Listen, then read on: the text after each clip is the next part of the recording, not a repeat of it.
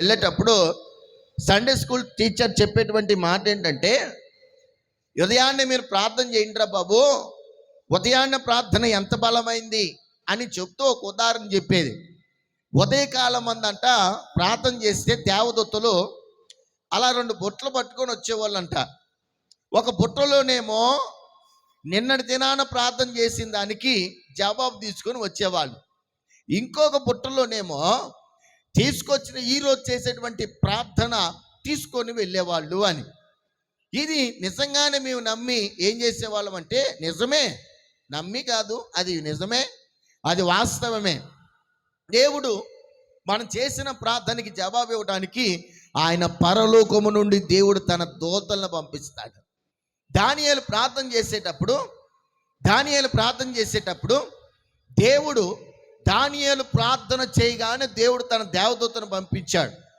ఏయో మధ్యలో కొన్ని అవిధేయమైనటువంటి మాటలు కావచ్చు, తలంపులు కావచ్చు, క్రియలు కావచ్చు, స్వభావం కావచ్చు, ఒకవేళ దేవునికి ఇష్టం లేని కార్యం ఏదైనా ఆ యొక్క దానియేలు చేసాడేమో తెలియదు.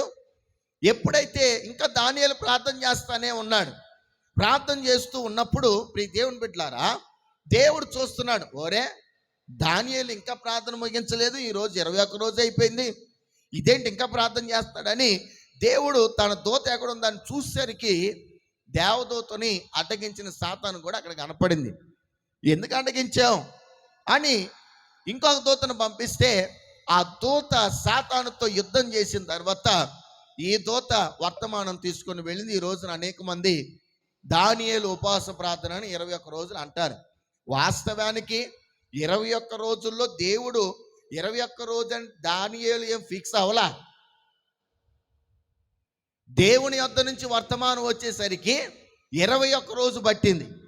ఇంకా అనేక మంది చెప్పేటువంటి మాట ఏంటంటే, పెంతెకోస్తు దినమున 50 రోజులు, వాళ్ళందరూ సమాధాన పడడానికి 50 రోజులు పట్ల, వాళ్ళు సమాధాన పడ్డ రోజు 50వ రోజు అయింది. దేవుని స్తోత్ర, చెప్పండి గట్టిగా హల్లెలూయా.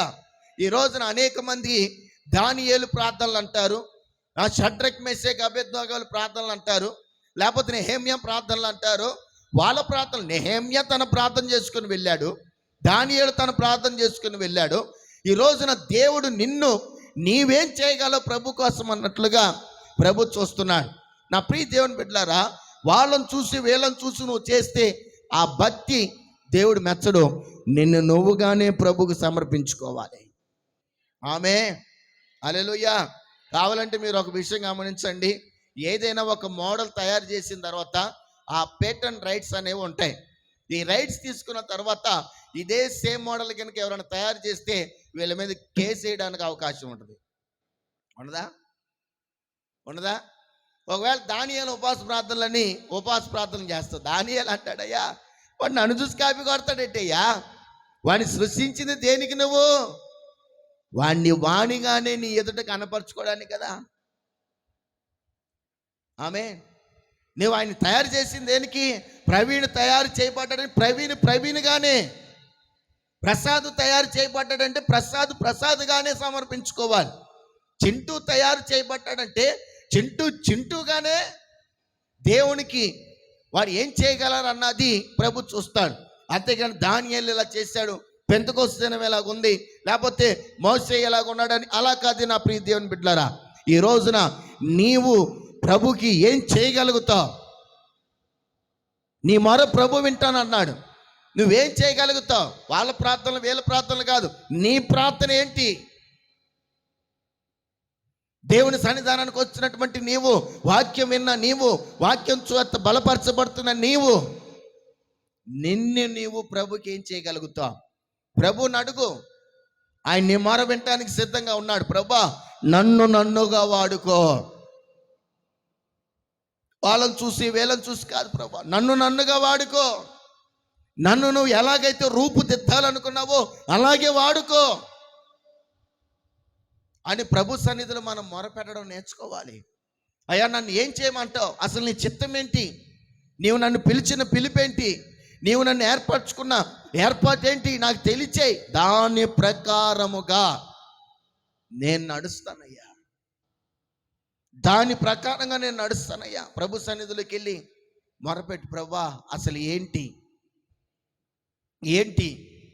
అని చెప్పేసి అని అపోస్తలుడైన పౌలు ప్రభు సన్నిధిలో అలా కనిపెడతా ఉంటే, అపోస్తలుడైన పౌలు, అయ్యా ఇప్పుడు నేనేం చెయ్యాలి? నువ్వేం చేయొద్దు, ఎక్కువేం చేయొద్దు, తక్కువేం చేయొద్దు, నా నిమిత్తం నువ్వు సాక్షిగా నిలబడు అంతే అన్నాడు. హల్లెలూయా. ఏమన్నాడండి? నా నిమిత్తం నువ్వు సాక్షిగా నిలబడు.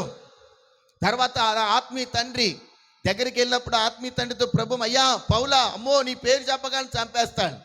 లేదు లేదు లేదు అన్నయ్య, అలా అనుకో. అతడు నా నామము నిమిత్తమై ఎన్ని అవమానాలైనా పడతాడు, ఎన్ని నిందలైనా పడతాడు, ఎన్ని దెబ్బలైనా తింటాడు. అతడు నాకు సాక్షిగా బ్రతకబోతున్నాడు. ఈ రోజున ప్రభు నిన్ను చూసినప్పుడు ఏలాగా అనుకుంటున్నాడో నువ్వు అలా మార్చబడటానికి సిద్ధంగా ఉండి ప్రభువుని అడుగు. ఆమేన్. హల్లెలూయా.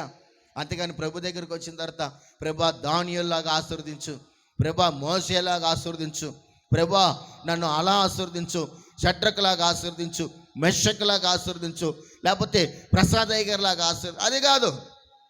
నాకంటే ఎక్కువగా నేను దేవుడు ఆశీర్వదించాలని ఇష్టపడ్డాడేమో, దానియేలు కంటే ఎక్కువగా నిన్ను ఆశీర్వదించడానికి దేవుని ప్రణాళిక ఉందేమో. నిన్ను నువ్వుగానే ప్రభుకు మొరపెట్టాలి. వాళ్ళని చూసి వీళ్ళని చూసి కాదు ప్రియ దేవుని బిడ్డలారా. నిన్ను నువ్వు ప్రభుకి సమర్పించుకుంటావు? నిన్ను నువ్వు ప్రభుకి ఎలాగ ఉండగలుగుతావు ఆలోచించి.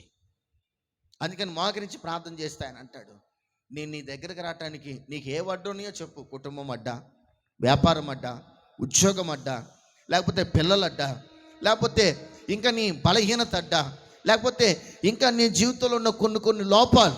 కొంతమందిని బాప్తిస్మం అందమంటే అంటారు, నిలబడలేనేమోనండి అంటే ఎలాగే లేదు, ప్రార్థించలేనేమోనండి, బైబిల్ చదవలేనేమోనండి, ఇంకా నా నోరు కుదురుకుండదండి, నా కుటుంబంలో అందరినీ బడబడబడ బాధేస్తానండి, నా కుటుంబంలో ప్రతి ఒక్కరిని నోటికి ఇష్టం వచ్చినట్టుగా తిట్టేస్తానండి. బాప్తిజం తీసుకో. సహజ సిద్ధంగా మనిషి అన్నవాడు కోపం వచ్చినప్పుడు ఒక మాట అంటాడు, సరి చేసుకోవడానికి ప్రభు కృపిస్తాడు. నీకున్నటువంటి ఆ నోటు దురుసుతనాన్ని బట్టి రక్షణార్థమైన వాడిని పోగొట్టుకుంటావా? పోగొట్టుకో కదా, పోగొట్టుకోకూడదు. అందుకని ప్రభుని అడుగు, ప్రభా వీటిని నేను జయించలేకపోతున్నాను, నాకు ఆధారం లేదు ప్రభా, నాకు ఆధారం దయచు అని నువ్వు ప్రభు సన్నిధిలో మొరపెట్టండి. ప్రభు నీ జీవితంలో గొప్ప కార్యాలు చేయనుగాక. ఆమేన్. అందుకని నువ్వు మొరపెట్టుము. ఏమన్నాడు? నీ మొర ఆలకించి నిన్ను ఆదుకుంటాను. ఏం చేస్తాడంట? మొర ఆలకించి దేవుడు ఆదుకుంటాడు. నిన్ను ఆదుకోవాలంటే నువ్వు ఆయన పాదాల మీద పడిపోవాలి, ఆయన పాదాలు పట్టుకోవాలి. ఎబ్బేకి రేవు దగ్గర యాకోబు పోరాటం చేసినట్లు నీవు ఆయన పాదాల మీద, నువ్వు నన్ను దీవిస్తేనే, నా బాధల నుండి విడుదలిస్తేనే, నా సమస్యల నుంచి విడుదలిస్తేనే, నాకున్నటువంటి ఆ ప్రతీది కూడా నీకు తెలుసు, వాటి నుంచి విడుదలిస్తేనే నేను వదులుతాను ప్రభా. అప్పుడు నిన్ను ఆదుకుంటాను ఆయన, నీ సమస్యలన్నీ తీసేస్తాను. నువ్వు ప్రార్థన చేయి.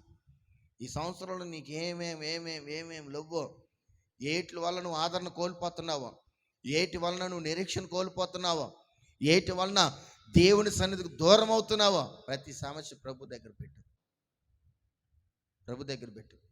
ప్రభు నీకు విడుదలనిస్తాడు. ప్రార్థన చేసుకుందాం. మహాపరిశుద్ధుడును మా ప్రియ పరలోకపు తండ్రి, చేసుకున్న తీర్మానాన్ని బట్టి వారిని ఆశీర్వదించండి. విడిచిపెట్టే